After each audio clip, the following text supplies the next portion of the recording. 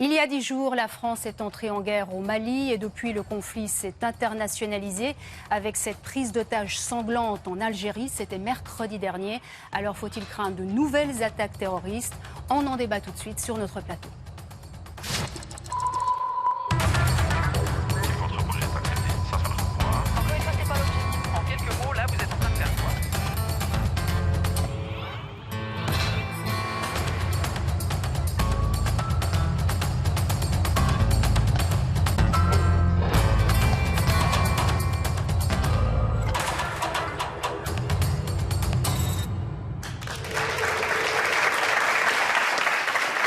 Madame, monsieur, bonsoir. Merci beaucoup d'être avec nous. Le Sahel est à nouveau au cœur de l'actualité depuis que le Mali a envoyé plus de 2000 soldats au Mali, depuis que la France a déployé plus de 2000 soldats au Mali. Et l'objectif affiché de Paris est extrêmement clair puisqu'il s'agit de contrer les islamistes qui menaçaient la capitale Bamako. Mais est-ce la seule motivation de l'ancienne puissance coloniale? Et puis cette guerre ne risque-t-elle pas de provoquer de nouvelles attaques terroristes? Eh bien nous en débattons ce soir avec nos nombreux invités. Et ce débat, je le commence tout de suite avec vous, monsieur Ould Mohamedou, bonsoir. Bonsoir. Vous êtes professeur à l'Institut des études internationales de Genève. Vous êtes par ailleurs d'origine mauritanienne. Autant dire que vous connaissez très bien le Mali, ce pays voisin. Alors c'est vrai que les objectifs affichés par la France sont extrêmement clairs. On veut déloger les islamistes. Est-ce que c'est avant tout ça la motivation de Paris ? C'est assez complexe et je crois que cette aventure doit être assez clarifiée. Il y a effectivement cette ambition qui est là, qui est dans le cadre d'une opération qui est assez légitime, il faut le préciser. C'est à la demande des autorités maliennes. Donc la France intervient dans ce canevas. Cette question doit être réglée à partir de là. Ceci dit, le problème qui se joue au Mali a plusieurs causalités. Il y a le nord qui est contrôlé par les groupes depuis un certain nombre d'années. Il y a les velléités sécessionnistes Touareg, un problème qui n'est pas résolu depuis les années 60. Il y a le déversement insécuritaire après la question libyenne, et nous avons tout cet enchevêtrement de causalités qui sont là. Aujourd'hui, nous avons cette opération qui est lancée, mais il faut revenir un petit peu en arrière et prendre acte du fait que depuis plusieurs mois, les Nations Unies, dans le cadre d'une opération régionale avec la CEDEAO, la Communauté des États de l'Afrique de l'Ouest, se préparaient à lancer une opération qui serait en pont, essentiellement, en tête de pont plutôt, cette force africaine. Ceci n'a pas eu lieu. Motivation politique, appel aussi bien sûr du Mali, c'est très important. J'aimerais aussi vous entendre, Alexandre Vautravers, vous êtes l'autre expert du plateau, vous êtes aussi professeur, vous êtes un spécialiste, vous plus précisément, des questions militaires. Alors est-ce qu'il n'y a pas aussi des intérêts économiques en jeu? On a pu lire ici et là que peut-être que les motivations de la France n'étaient pas tout à fait nobles. Bon, je pense peut-être pour appuyer ce qui vient d'être dit, il y a un temps court et il y a un temps long. Le temps court, effectivement, c'est le temps des militaires. Une intervention était absolument indispensable pour éviter tout simplement l'effondrement de l'armée malienne et puis ensuite des complications au niveau politique, économique, social et puis bien sûr une aggravation terrible des risques terroristes. Maintenant, sur le plus long terme, effectivement, la région est une région assez instable. La région dont on est en train de parler, le nord du Mali, est en passe de devenir, si ce n'est pas déjà fait, un espace vide de droit. Et donc, dans cet espace, s'il y a effectivement des groupes qui peuvent s'installer, des groupes armés qui peuvent s'installer, s'établir, s'entraîner là, et peut-être effectivement, finalement, mettre en péril la stabilité de la région avec les ressources qui s'y trouvent, effectivement, il y a des intérêts à long terme pour la France, comme d'ailleurs pour la communauté internationale. Des intérêts économiques. Alors, sans plus attendre, je vous propose tout de suite qu'on se rende à Bamako. Bamako, où on vous retrouve. Sophie, vous êtes une humanitaire. Ça fait très longtemps que vous travaillez au Mali. Vous travaillez pour l'association suisse d'aide à Gao. Et vous avez travaillé au Nord Mali. Mais malheureusement, vous avez dû quitter ce territoire. Vous avez été chassé par les islamistes. Qu'est-ce qui s'est passé exactement ? Bon, il s'est passé juste la prise de Gao dans la nuit du 31 mars au 1er avril. Et j'ai quitté Gao uniquement pour ne pas être une cible pour AQMI, pour avoir la revendication après, échange d'otages, monnaie, etc. Donc c'est l'unique raison qui m'a fait quitter Gao. Et puis voilà, il n'y avait pas d'autre alternative. Mais j'ai eu la chance d'être exfiltrée par les Touaregs, parce que j'ai toujours été au fond de la brousse, au fond du désert pour soigner les enfants, les femmes. Et j'étais connue, reconnue, etc. Et puis voilà, lorsqu'ils ont su que j'étais en danger au moment de l'enlèvement du consul et des diplomates algériens à Gao, moi j'étais avec eux et à la résidence, c'est à ce moment-là qu'ils ont organisé mon exfiltration pour me sortir des griffes d'Aqmi. Donc il y a aujourd'hui et depuis déjà de longs mois un amalgame dans les groupes. J'espère plus tard que, voilà, on y verra un tout petit peu plus clair.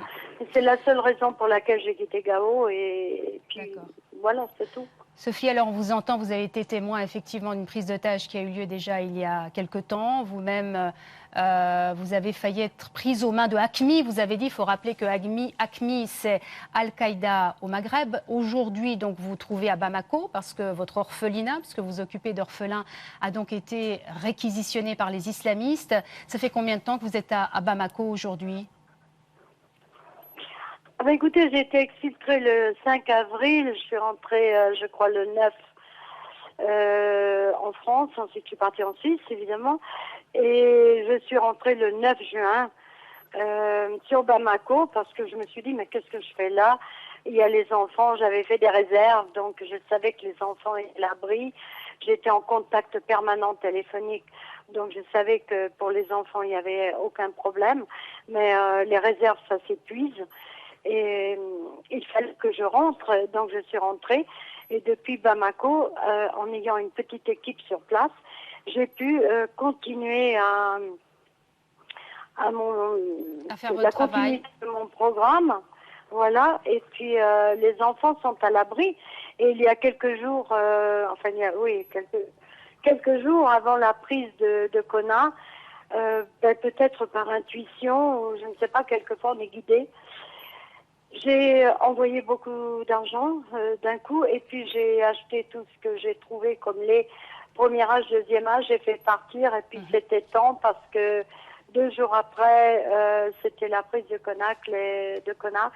Les cars étaient stoppés, il n'y avait plus rien, donc je sais de nouveau que mes enfants sont à l'abri et que maintenant je n'attends plus que le chemin s'ouvre pour rentrer sur Gao, m'en occuper puis vérifier tout ça. Mais bon, il y a des endroits dans le monde qui sont aussi dans des situations identiques, sinon Très bien. Très bien, donc, Sophie. En tout cas, on vous remercie beaucoup de nous avoir accordé ce téléphone. Vous prenez des risques aussi ce soir pour parler. Vous prenez des risques aussi dans vos missions quotidiennes sur le terrain. On vous souhaite en tout cas bonne chance et à très bientôt. Il faut bien comprendre... Merci. Merci Sophie. Il faut bien comprendre que ce conflit du Mali est complexe. Vous l'avez entendu. Quand la France entre en guerre au Mali, le 11 janvier dernier, elle intervient dans un pays déjà très instable politiquement, notamment à cause des velléités d'indépendance des Touaregs. Alors je vous propose d'écouter tout d'abord les explications d'Isabelle Fiot et puis on poursuit le débat. La France est en guerre. Sur le terrain, 2000 hommes. Leur mission, libérer l'Azawad, cet immense territoire désertique du nord du Mali, le berceau des populations touaregs. Mais derrière le paysage de cartes postales, une réalité bien moins romantique. Ces hommes font partie du mouvement national de libération de l'Azawad, le MNLA. Depuis des décennies, ces rebelles touaregs sont en conflit avec le gouvernement. Ils réclament l'indépendance de Bamako. Plusieurs centaines d'entre eux étaient partis combattre aux côtés de Mouammar Kadhafi. En 2011, après la chute du leader libyen, ils rentrent au pays. Lourdement équipés, ils attaquent l'armée malienne. La reconquête de l'Azawad commence. Pour cela, les Touaregs s'allient à des groupes islamistes proches d'Al-Qaïda. Rapidement, ils s'emparent des villes du nord, Kidal, Gao et Tombouctou. Avril 2012, les rebelles proclament l'indépendance de l'Azawad, désormais un État islamique. Le Mali est coupé en deux. Mais rapidement après leur victoire commune, les rebelles touaregs sont chassés par les islamistes. Ces derniers imposent la charia. Soumise, la population locale subit, comme en témoignent ces images rares de Gao. Les islamistes vont jusqu'à couper pieds et mains des voleurs présumés. Ils s'attaquent aussi aux symboles. À Tombouctou, ils détruisent les mausolées de plusieurs saints musulmans, des sites classés au patrimoine mondial de l'UNESCO, mais que les islamistes jugent impies. À la demande du Mali, l'ONU décide de mettre sur pied une coalition internationale. Mais après une nouvelle avancée des islamistes, les événements se précipitent. Les soldats français débarquent et partent à l'assaut de l'Azawad, ce territoire touareg devenu un sanctuaire d'Al-Qaïda.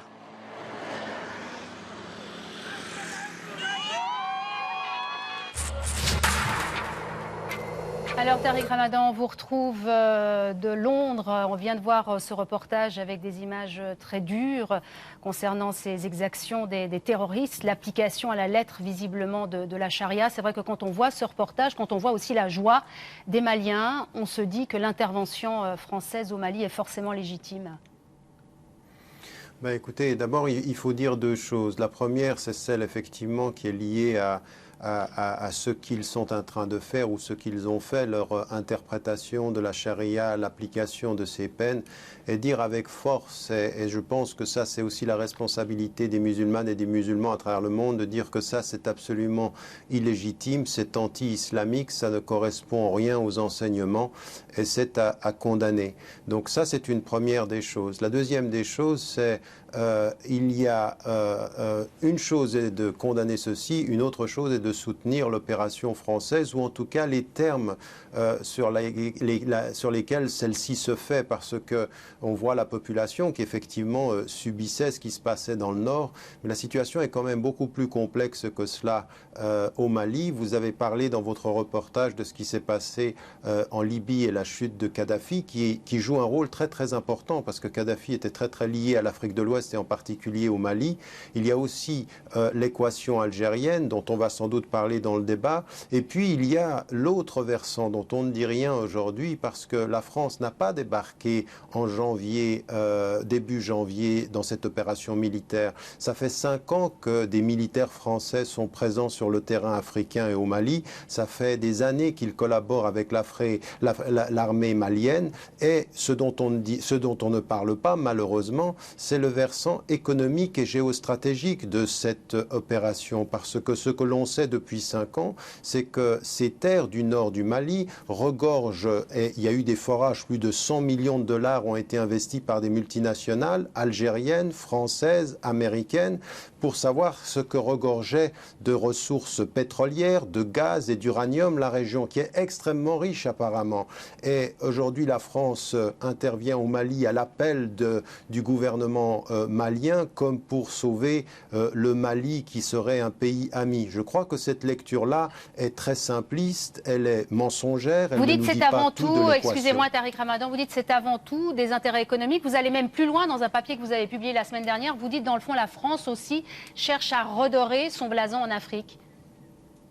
Je dis que non, je dis que François Hollande avait bien besoin de cette opération, mais ça c'est quelque chose qui est marginal par rapport à ce qui est en train de se passer. Effectivement, je pense aujourd'hui que la France n'intervient pas au Mali pour la dignité du peuple malien, mais qu'elle a d'autres raisons de le faire, et que ces raisons sont de même nature que celles qui ont poussé la France ou les États-Unis ou la Grande-Bretagne à intervenir en Libye, qui était plutôt pour des questions géostratégiques que pour des questions humanitaires. Très bien. Donc vous dites que la France n'intervient pas pour la dignité du peuple malien. J'aimerais bien passer la parole à Yves Rossier. En tout cas, pas seulement. J'aimerais bien passer la parole à Yves Rossier qu'on n'a pas encore entendu. Vous êtes, Monsieur Rossier, le numéro 2 de notre diplomatie, puisque vous êtes le secrétaire d'État aux Affaires étrangères. Alors que dit la Suisse de cette intervention? Est-ce que d'après vous, elle est légitime? Vous savez, la Suisse ne va pas, même assez malaisée, d'analyser les motivations des uns et des autres. Ça, je crois que je le laisse à Monsieur Ramadan. Il y a 2 aspects qui sont importants pour nous. Le premier, c'est la légalité de l'intervention. Et puis le contexte, elle se passe dans le contexte d'une opération internationale. Vous avez toute une suite de résolutions du Conseil de sécurité. C'est la seule source de l'égalité internationale. Et puis c'est celle sur laquelle il faut bien se baser. Donc de ce point-là, l'opération est légale. Le souci de la Suisse, en l'occurrence, c'est le conflit qui a été esquissé par mon voisin au début. C'est le conflit qui est sous-jacent depuis le début du XXe siècle et c'est celui sur lequel nous travaillons dans nos efforts de médiation. Donc là, il y a un effort de réconciliation entre les populations du Nord Mali, qu'on appelle Touareg pour simplifier les choses, et qui est totalement étranger à ce qui se passe maintenant. Donc les organisations armées qui se retrouvent dans le Nord Mali maintenant sont de loin pas exclusivement des composés de Maliens. Vous avez des gens qui viennent du Canada jusqu'au Pakistan. Donc ça, c'est un conflit qui se superpose à la médiation à laquelle nous travaillons et encore une fois, qui, elle, vise à réunifier, à réconcilier les populations du Nord Mali pour sortir de cette... Un travail de médiation qui a déjà commencé bien avant, évidemment, l'intervention française. De ces rébellions récurrentes qui ont toujours rendu la situation difficile dans la région. Alors j'aimerais bien aussi entendre une Malienne qui est autour de ce plateau. Madame Keïta, bonsoir, merci d'être avec nous. C'est vrai qu'on a pu voir sur beaucoup d'images la joie des Maliens à cette intervention des Français. C'est aussi une joie que vous partagez, vous qui venez de Bamako, qui avez de la famille là-bas. Exactement, oui. Nous sommes, avec ma famille, nous sommes soulagés. Soulagés parce que je suis catholique. Et vivant ici, je me disais que si jamais ces islamistes arrivaient jusqu'à Bamako, je ne savais pas quel sort ils réservaient à mes parents. Et pourtant, l'islam au Mali, en général, est un islam extrêmement modéré. Vous m'expliquiez, quand vous étiez enfant, vous viviez en parfaite harmonie. Exactement. Les Noëls qu'on passait chez nous à la maison, nos cours étaient remplis de nos voisins musulmans. Pour moi, ce n'est pas les voisins, c'est la famille. Et moi, j'étais inscrite à l'école catholique. Et puis dans ma classe, nous étions que 2 chrétiennes. Donc pour la famille, pour les familles musulmanes, il n'y avait pas de souci, de problème de mettre leurs enfants dans une école catholique. Vous êtes en contact régulier avec votre famille, me disiez-vous. Qu'est-ce qu'ils attendent aujourd'hui, eux qui ont failli quitter Bamako, de peur des islamistes? Qu'est-ce qu'ils espèrent aujourd'hui? Alors l'intervention française et puis après, qu'est-ce qu'ils veulent faire de leur Mali? Oui, alors ça c'est le point d'interrogation. Mon père, il me disait, mais comme on vous a toujours appris, on vit le jour au jour au Mali. Aujourd'hui, on avait besoin d'aide. Et les Français, ils ont su faire quelque chose, intervenir. Et puis demain, on ne sait pas. On ne sait pas comment demain sera fait. Alors, ils ont quand même peur. Alors, Manuel Tornard, vous êtes aussi avec nous ce soir. Vous êtes conseiller national socialiste genevois, ancien maire de Genève. Une fonction qui vous a amené très souvent au Mali, en Algérie. C'est des pays que vous connaissez très bien. Est-ce que vous avez imaginé un jour qu'il y aurait un islam aussi radical, notamment au Mali? Non, je connais bien le Mali, je suis allé à maintes reprises, on avait beaucoup de coopération. Bon, il y a une coopération suisse qui est très importante avec le Mali, mais il y a aussi une coopération de beaucoup de villes de Suisse, puisque la Suisse a l'avantage de pouvoir avoir des coopérations de ville à ville. Et l'islam que je connais du nord au sud du Mali, pourrait confirmer, est un islam modéré. Comme l'a dit Tariq Ramadan, il y a eu des métastases qui sont venues de Libye, c'est-à-dire des gens qui ont exporté ou importé, comme vous voulez, un islamisme qui ne correspond absolument pas à la tradition des Touaregs ou à la tradition des Noirs ou des Arabes qui sont au Mali, d'où le rejet. Moi j'approuve l'intervention de François Hollande, pas parce qu'il est socialiste. Je l'approuve dans un premier temps. Je suis assez d'accord qu'il y a des intérêts économiques, mais l'Afrique est un continent où il y a des intérêts économiques qui sont la proie de la Chine, du Qatar, de l'Arabie Saoudite, de la France, de l'Angleterre, enfin de beaucoup de grandes puissances comme on le sait. C'est clair qu'il y a des intérêts économiques et qu'au niveau géostratégique, c'est important.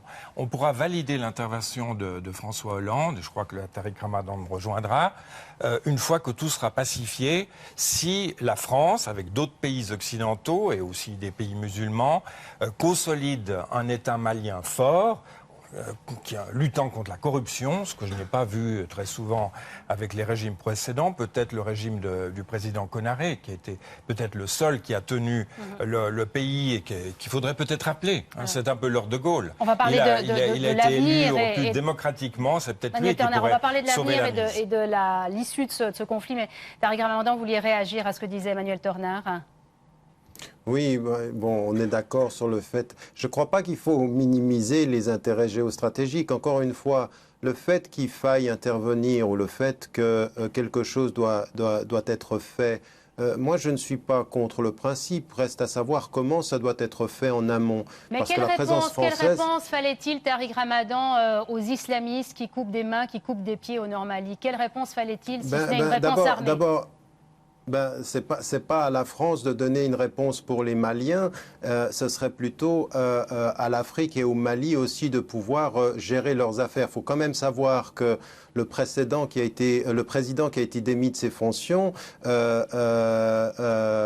Traoré, qui était avant président, avait essayé d'intervenir et se posait des questions sur l'attitude de la France à cet égard-là. Donc je crois que la France n'a pas toujours eu une attitude extrêmement claire. Alors ma question, elle est celle-ci. Bien sûr qu'on peut vouloir intervenir. Maintenant, trouver la légalité internationale pour intervenir de cette façon-là, c'est un peu court à mon sens, puisque ce qu'on nous annonce maintenant, c'est que la France est destinée à rester. On dit que ce sera une opération extrêmement longue et que, encore une fois, c'est pas de cette façon-là qu'on va éradiquer l'extrémisme violent, et que l'attitude en amont et l'attitude de la France a parfois donné l'impression qu'on laissait faire, qu'il y avait un certain intérêt à voir s'installer dans une région qui, alors, comme l'a dit Manuel Tornard, et ça c'est complètement vrai, le Mali est complètement étranger à cette lecture violente et littéraliste de l'islam, mais complètement, ça ne parvient pas. Et on se pose des questions. Comment se fait-il qu'il y ait 4 ans, des gens qui viennent de nulle part viennent s'installer dans le Sahel pour appliquer la charia dans le Sahel, et qu'en même temps on apprend que par les services américains comme par les services français, que certains de ces réseaux sont infiltrés. Et donc ma lecture de ceci, c'est qu'on a laissé s'installer ces groupes-là avec l'idée d'une intervention, et que la France n'a pas pris la décision d'intervenir il y a quelques jours, qu'elle avait la décision d'intervenir déjà il y a quelques années. Et ce pourquoi il y a un consensus dans la classe française, c'est pas du tout parce que tout le monde chante les louanges de la position de Hollande, c'est que déjà du temps de Nicolas Sarkozy, il y avait cette idée de s'installer, et ce d'abord pour des intérêts géostratégiques. C'est pas du tout pour la valeur du sang des Maliens. Les Africains ne nous intéressent que quand on sait considérer ce qu'il y a sous le sol, les ressources minières. Une réponse, Alexandre Travers. Je dirais ça fait 5-6 ans maintenant que, peut-être pas la France, mais les États-Unis d'Amérique essayent véritablement de renflouer en tout cas les forces militaires du Mali à raison de 600 millions de dollars par année. Et on a vu en fait il y a quelques semaines que ça ne fonctionnait pas du tout. Donc on est aujourd'hui dans une situation où l'interventionnisme... Donc ça veut dire qu'on nous a trompés. L'appui on nous a américain vendu cette intervention militaire comme une intervention contre les islamistes, mais dans le fond elle se prépare depuis des années. C'est exactement le contraire que je viens de dire, c'est-à-dire qu'on essaye de renforcer le gouvernement malien pour pouvoir résister à ces islamistes. Et ça ne fonctionne pas. Alors ensuite, on essaye d'organiser une coalition d'États de la région, c'est la CEDEAO dont on a parlé tout à l'heure. Je peux vous dire, ça fait 12 mois qu'on est en train d'essayer désespérément de mettre sur pied une force de 3300 soldats. Finalement, on arrive à une force qui, soi-disant sur le papier, va dépasser ces 3300 soldats, mais avec 2000 de ces soldats qui n'ont absolument rien à voir avec la CEDEAO, puisque ce sont des États... La CEDEAO, c'est la Communauté économique des États d'Afrique de l'Ouest. Ce sont des États africains également, mais qui ne sont pas locaux ou régionaux, si vous voulez. C'est une opération qui doit coûter 375 millions de dollars par année, et on va se poser dans quelques semaines, dans quelques jours, la question de savoir comment on va financer ces 375 millions de dollars, parce que évidemment ces États africains n'ont pas l'argent. Alors finalement, il faut bien à un moment ou à un autre que ce soit la France ou quelqu'un d'autre intervienne. Tariq Ramadan.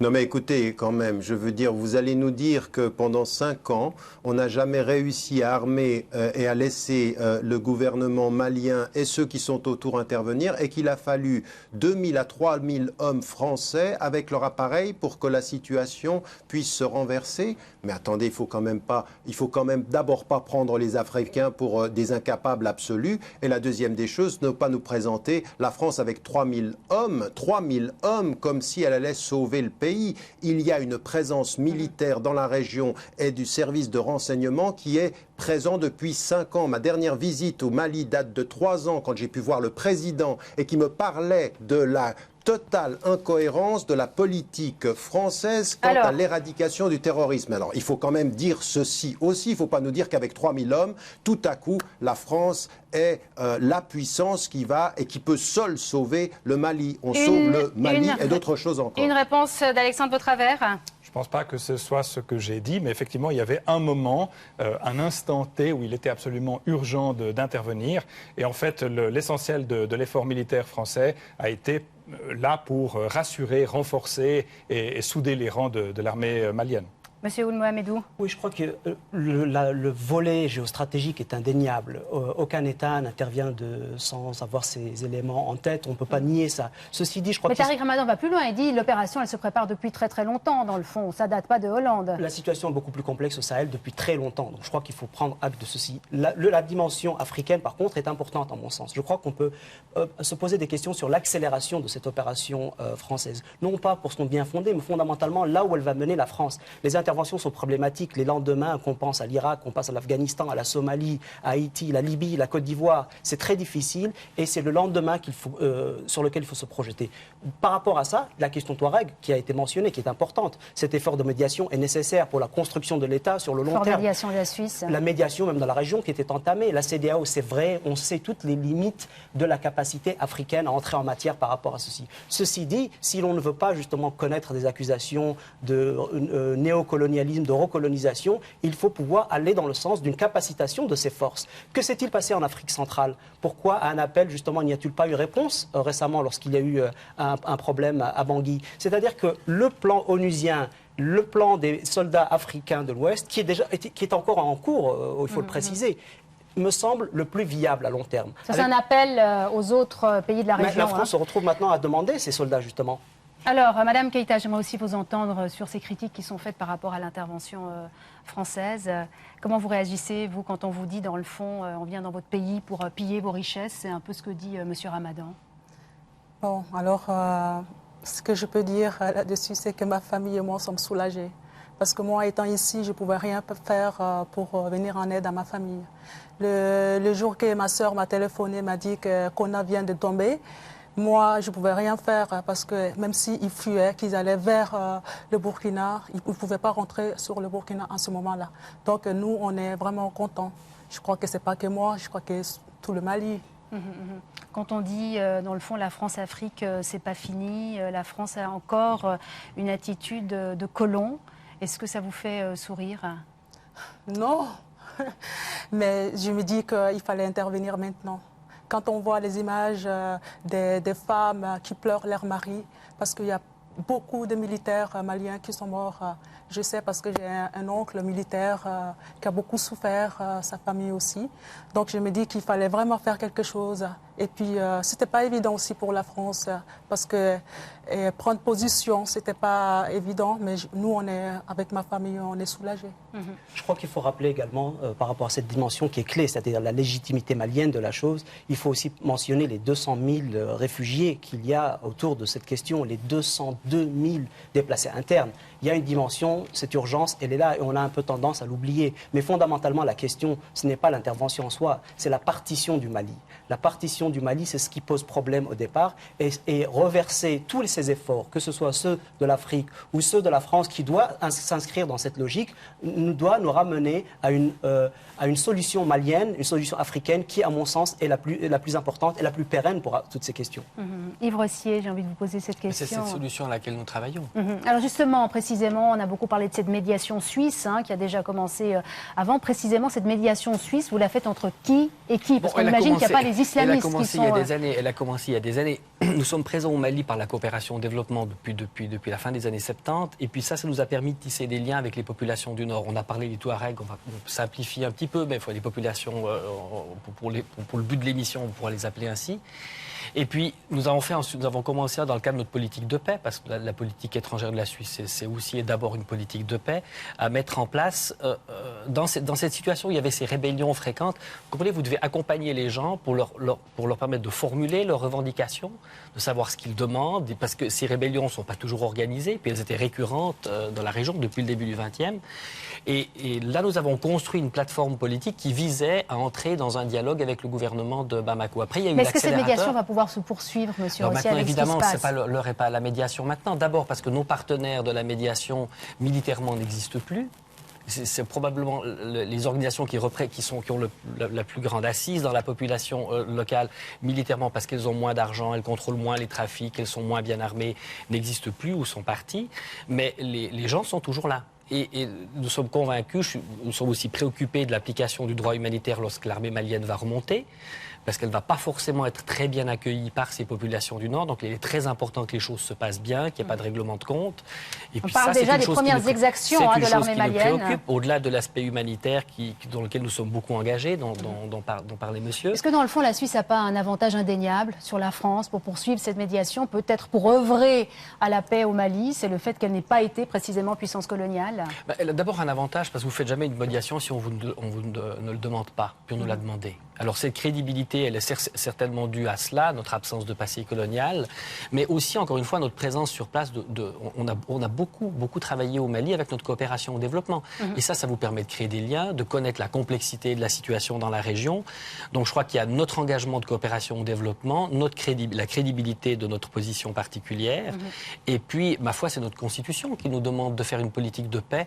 Et il va de soi que la politique de paix, vous la faites toujours dans des régions qui sont difficiles, avec des partenaires difficiles. Vous la faites rarement entre la Suède et la Finlande. Le rôle de la Suisse dans cette région, Manuel Tornard? Oui, comme vous l'avez dit, on n'a pas de passé colonial et on n'a pas de présent impérial. On n'est pas une puissance impérialiste. Je crois que Tariq Ramadan le reconnaîtra.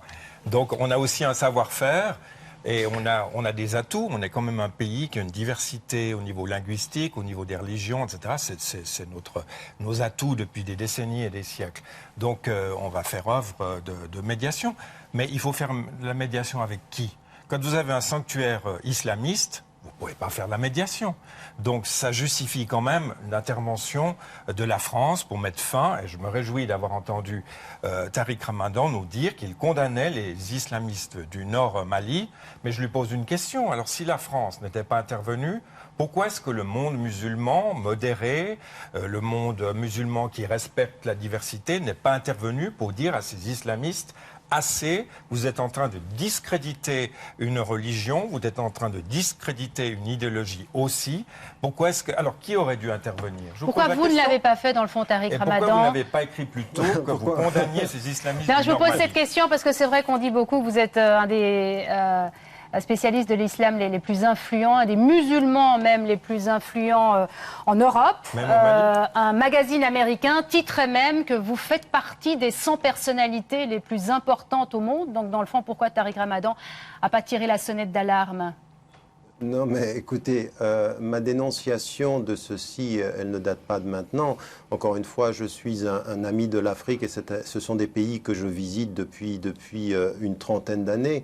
Et ma prise de position, la visite dont je vous parlais il y a 3 ans au colloque international des musulmans de l'espace francophone, ma prise de position devant le président à l'époque a été extrêmement ferme dans la condamnation. Mais aussi un appel à la conscience musulmane, africaine d'abord, et mondiale, pour dire qu'il faut que nous mettions que nous condamnions ceci et qu'il y ait un véritable engagement de la conscience. Et ça, c'était aussi avec les organisations qui étaient impliquées, le Conseil des savants au Mali et beaucoup d'organisations jusque en Côte d'Ivoire, au Burkina Faso et dans toute la région. Donc cette prise de position, elle a toujours été présente et il faut effectivement qu'on soit beaucoup plus clair là-dessus et qu'il y ait des pays qui, de la région, puissent prendre des positions et puissent s'engager. Et à mon sens, encore une fois, je veux dire, on ne va pas tergiverser sur le bien fondé de l'intervention française. Il fallait effectivement intervenir, mais je pense qu'en amont, les choses auraient dû être faites différemment, comme il a été dit,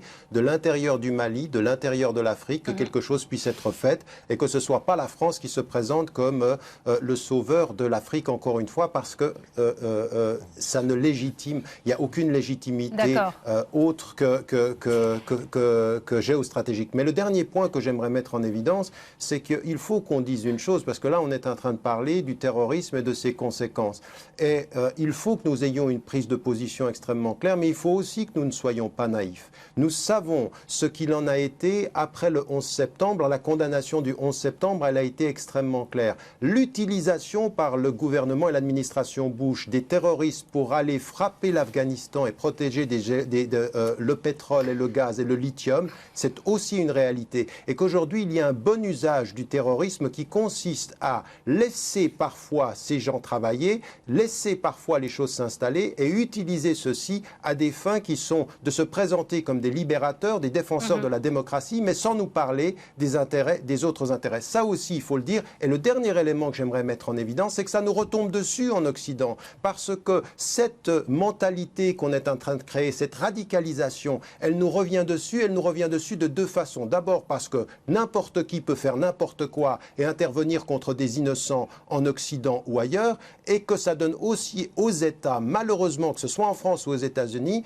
des capacités de pouvoir surveiller les populations, d'avoir des politiques liberticides, de mettre des gens en prison alors qu'ils n'ont rien fait aujourd'hui dans le monde occidental. Il faudrait aussi qu'on se rende compte que toute cette question du terrorisme, elle n'est pas localisée au nord du Mali, elle a une conséquence internationale. Il faut répondre à vos propos. C'est vrai que vous avez des propos très musclés. C'est vrai qu'il faut aussi rappeler peut-être que vous-même, dans le fond, vous avez été victime de cette chasse aux terroristes, puisqu'en 2004, il faut le rappeler, les États-Unis sous Bush avaient annulé votre visa car on vous soupçonnait d'activités terroristes. Vous avez été totalement blanchi par la suite. Est-ce qu'il faut craindre effectivement qu'il y ait une surréaction par rapport à ces terroristes et qu'on accuse peut-être à tort certaines personnes, Monsieur Vautravers? Alors je ne suis pas sûr qu'on soit aujourd'hui dans ce débat en train de parler de terrorisme. On est en train de parler de groupes armés qui effectivement sont en train de prendre le pouvoir. De groupes armés divers et variés, puisque finalement les Touaregs dont il a été question ont aussi mené des actions contre le gouvernement du Mali. Donc je pense que là, on est dans un état de non-droit. Et finalement, le terrorisme peut s'installer dans des états de droit à partir peut-être justement de ce type de zone incontrôlée et disputée. Alors je vous propose qu'on parle aussi un peu de l'Algérie, puisque c'est vrai qu'on parle des islamistes qui ont sévi au Mali, mais il y a aussi eu cette prise d'otage sanglante en Algérie, près d'In Amenas, une intervention qui a commencé donc mercredi dernier, une prise d'otage qui a été revendiquée par les hommes de Mokhtar Belmokhtar, et il a fallu attendre hier seulement pour un premier bilan officiel de l'Algérie, un véritable carnage, j'ai envie de dire, puisque au total, 37 otages étrangers ont été tués, sans bien sûr parler des terroristes. Alors je vous propose qu'on fasse le point et on se retrouve juste après. Les abords du site gazier témoignent de la violence de l'assaut de l'armée algérienne. Hier, le Premier ministre est enfin venu livrer un premier bilan, toujours provisoire. Selon lui, la spectaculaire prise d'otage a fait 38 victimes, 37 étrangers et un Algérien. Le commando était composé d'une trentaine d'islamistes venus du nord du Mali. Le récit des rescapés évoque l'enfer qu'ils ont vécu. Cet employé roumain a réussi à fuir avec des collègues à travers le désert. Je n'étais pas un otage. Si je l'avais été, je ne vous parlerais pas aujourd'hui. Nous avons marché 35 km dans le désert. 8 personnes ont dû partager 3 litres d'eau.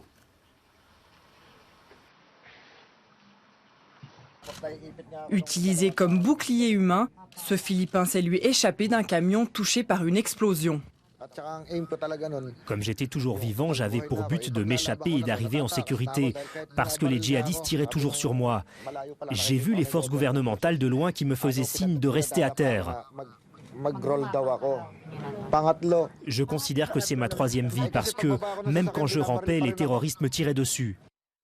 Quant à ce Français, il est resté caché 24 heures sous son lit. Tout le monde était en danger. Et déjà, ça tirait de partout, ça peut tomber n'importe où. Bien sûr. Il y a un moment où vous avez su que le commando recherchait en particulier les Occidentaux ou pas? Non. Vous a protégé?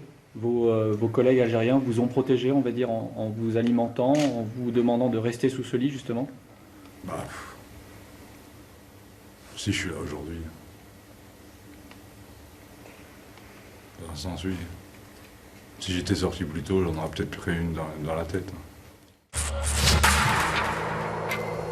Alors Ali Benouari, merci de nous avoir rejoints sur ce plateau. Vous connaissez très bien l'Algérie puisque vous êtes vous-même d'origine algérienne. Vous avez même été ministre dans votre pays, ministre du Trésor entre 91 et 92. On a vu la riposte algérienne extrêmement ferme, sans aucun état d'âme. Est-ce que ça vous a surpris? Pas du tout.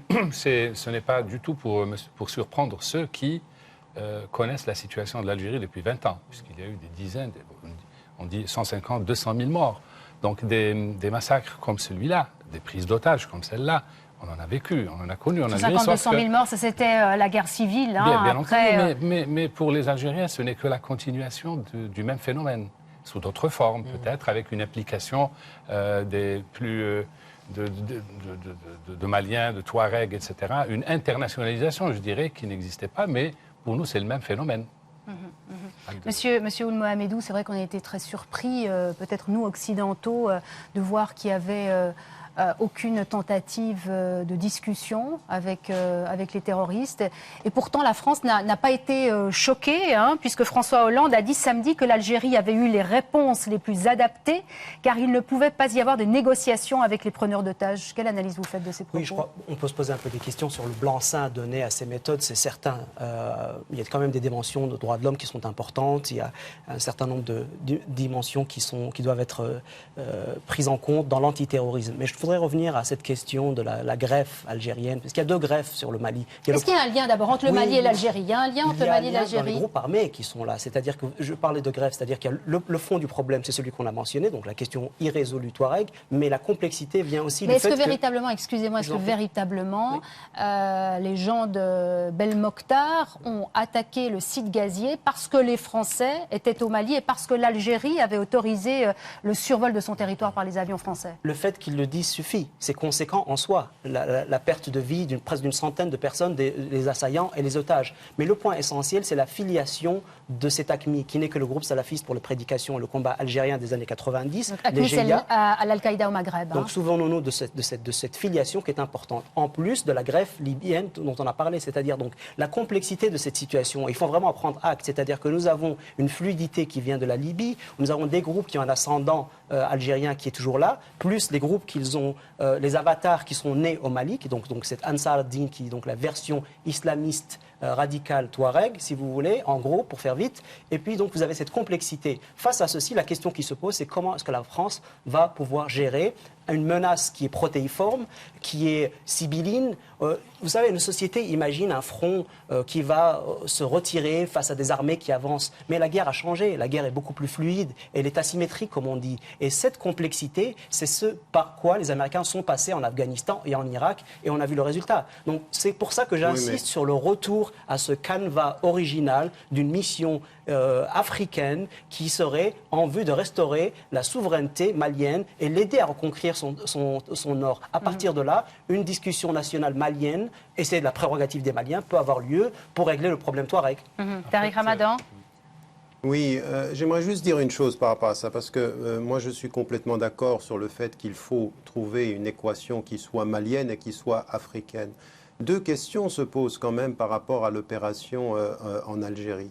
La première, c'est qu'encore une fois, on entend des responsables politiques algériens qu'ils ont l'habitude de ceci et que sur la base de l'expérience, on doit justifier le type d'intervention. On a deux questions à poser.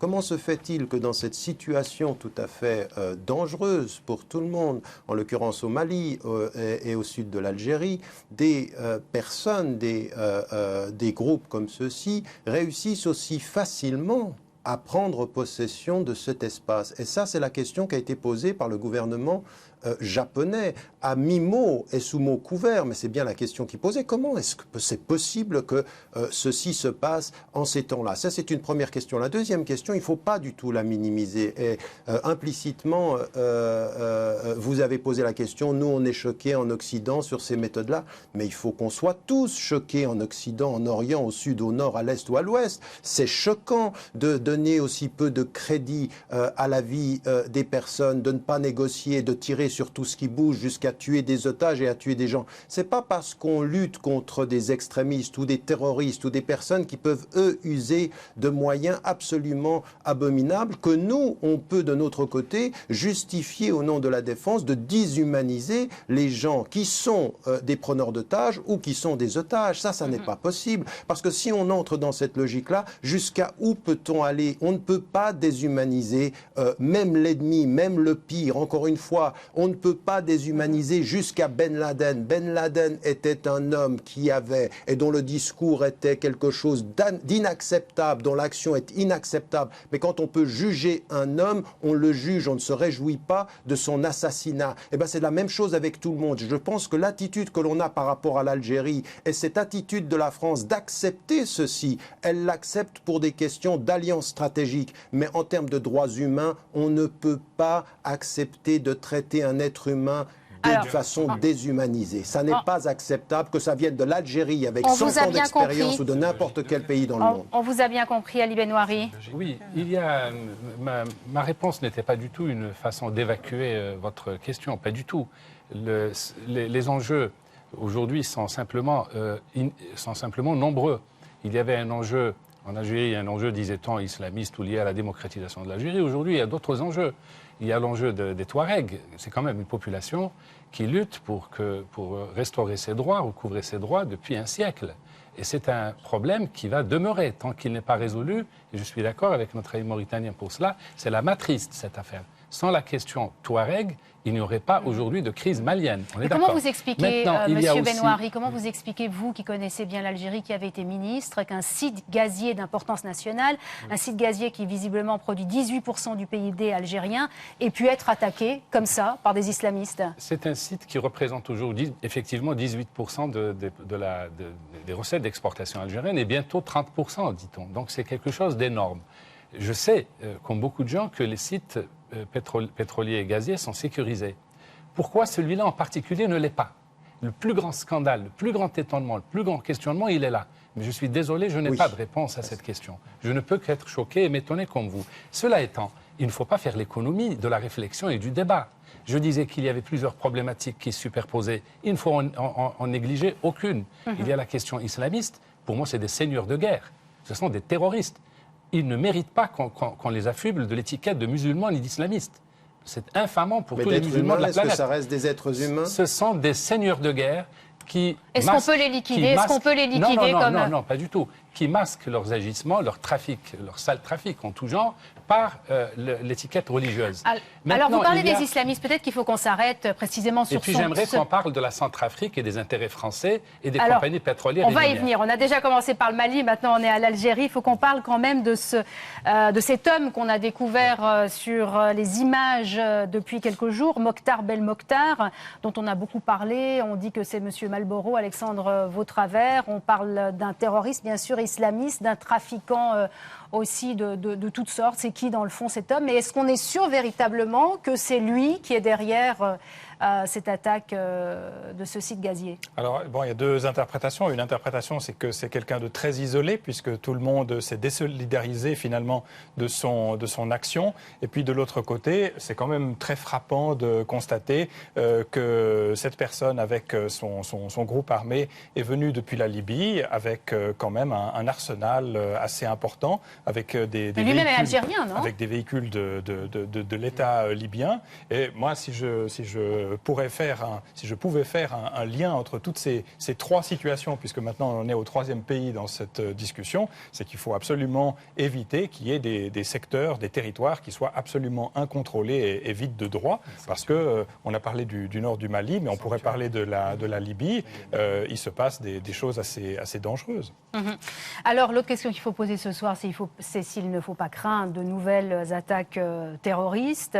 Certains le redoutent, en tout cas, que ça soit dans les pays du Sahel, mais même peut-être en Occident. Qu'est-ce que vous en pensez, Tariq Ramadan? Certains disent qu'il y aura peut-être de nouveaux Mohamed Merah. Rapidement, on a aussi pu lire que parmi les djihadistes qui ont attaqué ce site gazier en Algérie, il y aurait eu des Français. Écoutez, tout peut arriver. Le problème, que ce que l'on voit et que l'on sait aujourd'hui, que ce soit dans les réseaux qui sont en Occident, on le sait d'ailleurs depuis maintenant 12-13 ans, depuis que les choses ont fait l'objet d'analyse, les réseaux se constituent de façon totalement informelle. Donc, on peut voir des interventions absolument partout. N'importe quoi peut arriver et qui peut être aussi en réaction à ce qu'on est en train de voir. Et comme il a été dit, c'est l'avenir qui va beaucoup compter. C'est-à-dire quelle va être l'évolution de la situation au Mali, quel va être le rôle joué par les États, quel va être le rôle que va prendre la France, comment va-t-on gérer la question géostratégique. Tout ceci peut avoir un impact sur des interventions. Mais encore une fois, il faut que nous, je pense que dans la discussion qu'on vient d'avoir, il faut vraiment qu'on prenne une position de principe. Notre condamnation ferme du terrorisme et des actions violentes doit être sans complaisance, elle doit être claire, mais notre respect du droit humain, notre respect des individus, notre respect des gens doit faire en sorte que même dans nos pays, même en Suisse, même en France, même aux États-Unis, on n'accepte pas au nom de la lutte contre le terrorisme que nos valeurs soient remises en cause parce que alors nous sommes tous perdants. Si on en arrive à ne pas considérer que des hommes aient le droit au jugement, ça ne peut pas être. Message, donc, mais je crois que c'est le plus important. C'est le plus important et on va vous répondre. Il y a Emmanuel Tornard qui va vous répondre, Tariq Ramadan. La logique de l'Occident, c'est d'éliminer les sanctuaires. L'Afghanistan ou bien le Sahel qui pourrait être un sanctuaire, c'est-à-dire des constructions après de groupes islamistes qui pourraient intervenir un peu partout dans le monde. Donc ça, c'est la logique de l'Occident, c'est de tuer ces sanctuaires et de faire en sorte qu'ils n'existent plus.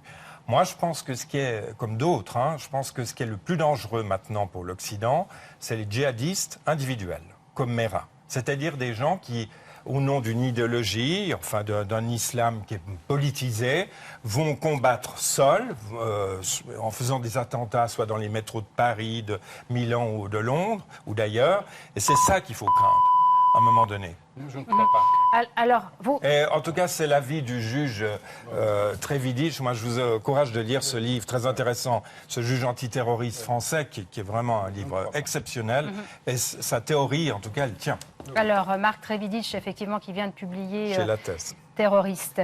Une réponse, M. Benouari. Je ne crois pas, parce que on a une meilleure connaissance maintenant, aussi bien en Occident que dans les pays musulmans, du phénomène dit islamiste. Maintenant, on a affiné les concepts, on s'est distingué entre un salafiste, un frère musulman, un musulman soufi, le soufisme, etc. Donc, on arrive maintenant, et les gens qui nous écoutent, les musulmans aussi, musulmans en herbe ou musulmans pieux, pratiquants, eux aussi maintenant ne sont plus dupes comme autrefois. Ils savent maintenant séparer les choses. Et je dis que je suis un peu plus confiant parce que les gens comprenant, je suis optimiste, comprenant les enjeux, parce qu'il y a des enjeux derrière, notamment des enjeux économiques et financiers. Par exemple, cette histoire de Mali. Je suis d'accord avec Tariq Ramadan. Il ne faut pas tout de même que... C'est trop facile de dire la France est venue au secours d'un pays qui allait être rayé de la carte. C'est trop facile parce que la France est présente depuis longtemps, mais aussi parce qu'il y a un pays... Peut-être qu'on reste sur cette menace terroriste. Sur cette menace terroriste, j'aimerais bien aussi entendre par rapport à ça. J'aimerais bien aussi entendre Yves Rossier, Monsieur Rossier. Est-ce que c'est une j'aurais souhaité réagir sur les côtés de l'islamisme. Je crois qu'il faut faire un petit peu attention. Le Sahara est aussi le pays de tous les trafics. Ces organisations recrutent aujourd'hui. Si vous êtes si vous avez 14-15 ans, on vous recrute, on vous offre $500 par mois dans un pays où le salaire moyen est $10 par mois. On vous offre $500 par mois, vous allez sur une Toyota, on vous donne une arme, vous êtes quelqu'un. Donc je crois qu'il faut se garder de coller l'étiquette islamiste sur... On est dans une situation beaucoup plus complexe. Vous avez des trafics extrêmement lucratifs, vous avez parlé des cigarettes, mais aussi le trafic de drogue, les êtres humains, etc. Donc il y a incontestablement ce que disait M. Tornard, c'est-à-dire cet agenda global et puis ces sanctuaires, pas seulement au Sahel, vous l'avez aussi au Yémen, en Somalie, etc. Mais là-dessus se greffe, en raison de la franchise, en quelque sorte, la franchise de s'appeler Al-Qaïda, ça permet aussi d'intéresser les gens, d'attirer du monde. Donc c'est beaucoup plus complexe que ça et je crois qu'il ne faut pas résumer ça à une histoire d'islam. D'abord, on l'a dit, puis je crois qu'il faudrait le rappeler en Suisse, le Mali est un pays musulman, donc on n'a pas dans un conflit des civilisations sur place. Et deuxièmement, vous avez des tas d'intérêts économiques, M. Ramadan en a mentionné que certains, mais il y a aussi les intérêts actuels de tous ces trafics, et de sorte que l'étiquette d'islamiste, elle est très facilement collée, et puis je ne crois pas que toutes les personnes qui se battent ou qui sont dans ces groupes soient des fous de Dieu d'une manière ou d'une autre. Ça, c'est certainement beaucoup plus complexe que cela. Monsieur Ould Mohamedou. Alors, 2 points très importants. Parler d'islamisme, je crois, c'est faire fausse route. Fondamentalement, ce qui se joue au Sahel, c'est une économie politique du terrorisme, comme il vient d'être indiqué. C'est un trafic de toutes sortes. Il y a un islamisme théâtral, qui est d'abord même pas de l'islam, et ça a été rappelé à maintes reprises, je crois qu'il y a consensus là-dessus, mais c'est un jeu d'ombre, c'est un jeu de théâtre. Des figures apparaissent. Vous avez un Abdelhamid Abou Zaid un jour, un Belmokhtar un autre jour. Ça, c'est le micro-récit. Ce qui est fondamentalement plus important, c'est la grammaire nouvelle du terrorisme mondial, de Anders Breivik jusqu'à précisément les individus qui peuvent se menacer. Et il faut bien comprendre qu'aujourd'hui, le terroriste du 21e siècle n'a besoin que d'un iPhone, un compte Gmail et un sac à dos. Donc à partir de là, il peut être motivé par un versant religieux, un versant idéologique, comme il peut être motivé par toute autre idéologie mondialisée. Donc là, je crois que c'est le cœur du problème. Donc nous avons cette rhétorique de guerre contre le terrorisme au singulier, dont je crois que la France devrait s'éloigner et remettre le conflit, et on est à la croisée des chemins, elle peut encore le faire, dans son canevas onusien initial d'Afrique de l'Ouest et s'éloigner de rejouer ce qui n'a pas réellement servi l'administration Bush pendant 8 ans. On peut revenir à l'Algérie un moment, s'il vous plaît. Il faut voir que l'Algérie a joué un rôle indirect dans l'exportation de cet islamisme-là, entre guillemets. Mais l'Algérie a une autre responsabilité. C'est le plus grand pays d'Afrique. C'est de loin le plus riche. Et il faut voir aussi que l'Algérie consacre 48% des dépenses d'armement en Afrique sont le fait de l'Algérie. C'est le 4e importateur mondial d'armes. C'est un pays qui a une puissance financière comparable à celle du Qatar, etc. Mais c'est un pays qui aujourd'hui n'a pas de politique étrangère. C'est les défaillances de l'Algérie qui expliquent pourquoi aujourd'hui il y a tous ces problèmes-là. Parce que les terroristes, bon nombre d'entre eux viennent d'Algérie, mais aussi par sa passivité. On a bien vu dans quelles conditions la France a pu survoler le territoire algérien. Et on a vu immédiatement l'effet boomerang, même si ce n'était pas la vraie raison, mais les terroristes qui ont attaqué In Amenas ont dit que c'était à cause de cela. L'Algérie est absolument incontournable. Moi, j'ai envie de dire quelque chose de positif ce soir. C'est qu'au lieu de faire un peu les pleureuses, puisqu'à chaque fois qu'il y a un attentat, on se réunit, on tape sur l'islamisme, on essaie de comprendre un peu cette nébuleuse islamiste, etc. Moi, c'est quelque chose qui m'intéresse de moins en moins. Moi, je dis, aujourd'hui, il y a des compagnies pétrolières et minières qui valent des centaines de milliards de dollars. Tariq Ramadan a souligné la richesse potentielle du Mali. Et il n'y a pas que le Mali. Tous les pays avoisinants sont extrêmement riches. Et pourtant, c'est là qu'il y a le plus de pauvreté. Le Sahel est l'une des régions les plus pauvres de la planète. Est-ce qu'on ne peut pas dire aux gens qui profitent de cette situation et qui seraient les premiers bénéficiaires de la sécurité et de la paix revenue de contribuer à un plan, à un fonds de développement pour le Sahel de 100 milliards de dollars, c'est rien du tout, peanuts pour eux, et ainsi les compagnies pétrolières et minières qui opèrent dans cette région, des pays comme l'Algérie qui tirent l'essentiel de leurs ressources, de l'exportation d'hydrocarbures et la Libye, etc. Pourquoi est-ce que tous ces pays-là ne s'assieraient pas autour de la table et tout en réglant la question Touareg, dont il faut dire par ailleurs que c'est la sécheresse et la misère qui a amené les Touaregs à se révolter régulièrement. Bref, pour dire simplement 2 choses. Inégalité, corriger les inégalités dans la répartition des richesses et corriger les inégalités dans la répartition du pouvoir, puisque les Touaregs, c'est aussi une de leurs revendications. C'est un très beau projet, en tout cas un projet louable. Tariq Ramadan, une réponse par rapport à ça? Oui, moi, on peut. Vous je pense qu'il faut rester réaliste. On peut rêver de cela, mais en termes de réponse assez réaliste, je pense qu'il y a 2 ou 3 choses qui ont été dites très très rapidement. La première, c'est que je pense qu'il faut regarder les potentialités de ces dangers terroristes de façon beaucoup plus globale que ce qu'on est en train de faire aujourd'hui. Je pense que ce qui a été dit, c'est qu'effectivement, aujourd'hui, le danger peut venir de partout et il faut le regarder de façon globale. Mais la deuxième des choses que j'aurais voulu dire et qui est à la fois positive, mais qui est une dimension de responsabilité. Parce que ce que l'on est en train de voir aujourd'hui, c'est que le terrorisme et la violence extrémiste, malheureusement, peut parfois être instrumentalisé et joué dans le sens, alors on nous dit qu'on lutte contre des sanctuaires, sans nous dire que ces sanctuaires s'installent toujours là où il y a de la richesse sous les sols. Mais la vraie question, elle est celle-ci, et c'est là que ça m'intéresse, c'est que du nord au sud, qu'on soit ici en Suisse ou qu'on soit en Occident ou qu'on soit en Afrique, aujourd'hui, ce dont on a besoin, c'est effectivement des voix qui s'élèvent et qui mettent en évidence qu'on ne peut pas continuer à vouloir chérir le développement de sociétés plurielles et démocratiques si on ne va pas jusqu'au bout de la logique, c'est-à-dire d'être cohérent avec nos propres valeurs. Au bout du compte, il faut que le Mali revienne aux Maliens, il faut que l'Algérie aussi revienne aux Algériens, mais que tous ces pays-là aient une politique africaine et une politique autonome réelle. Et malheureusement, aujourd'hui, ce que l'on voit, c'est qu'en Occident, on n'a pas dépassé ce qu'était la France-Afrique ou le colonialisme, et qu'aujourd'hui, ce qu'il faut décoloniser, c'est la conscience des peuples du Sud et la conscience des acteurs et des individus. Alors, au-delà de la célébration du Mali qui est content parce que la France vient le libérer, il faut aujourd'hui qu'on dise clairement aux intellectuels et aux politiques de l'Afrique que la lutte contre la corruption, que la lutte pour l'autonomie, que la solidarité continentale, c'est ça les voies de leur propre succès. C'est pas d'appeler la France à la rescousse, c'est d'appeler la conscience africaine à sa libération. Une réponse de Manuel Tornare et on va rapidement conclure. Je suis d'accord avec vous. L'intervention de François Hollande, enfin de la France au Mali, on va la juger après la pacification, s'il y a pacification. C'est en fait le service après-vente de cette intervention. On jugera du bien ou du mal fondé de cette intervention en allant dans votre sens, c'est-à-dire en rétablissant l'état de droit au Mali, en redistribuant un peu plus les richesses, ça ne se fait pas, c'est vrai, et aussi en écoutant beaucoup plus toutes ces ethnies du nord du Mali, les Touaregs, les Noirs, les Arabes, enfin tout ce qui a fait le Mali.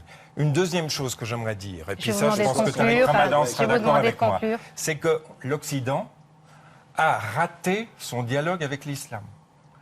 Et surtout avec des représentants modérés de l'islam. Et même la Suisse. Moi, je me souviens que quand j'étais maire de Genève, que j'étais à Bamako 2 ou 3 jours après l'initiative contre les minarets, pour expliquer au gouvernement malien et au président du Mali, et aussi à Amanita Traoré, ancienne ministre de la Culture, que vous devez connaître, pourquoi les Suisses avaient voté contre les minarets, je peux vous dire que c'était difficile. C'était vraiment un signe qui était très... du mal de le faire. Hein. Oui, absolument. Donc, à un moment donné, on a fait la même chose des catholiques à Genève. À la fin du 19e, on leur a interdit de faire des clocheries. Donc, vous voyez qu'on répète souvent les erreurs. Alors, messieurs, malheureusement, on va devoir conclure sur cette intervention de Manuel Tornare. On aura bien sûr l'occasion de faire de nouveaux débats sur la question des musulmans notamment. Merci en tout cas à vous tous d'avoir participé à cette émission. Merci à vous de nous avoir suivis depuis chez vous, que ça soit sur la RTS ou sur TV5 Monde. Voilà, la semaine prochaine, nouveau débat d'actualité à Infrarouge comme chaque semaine. D'ici là, portez-vous bien et à très bientôt.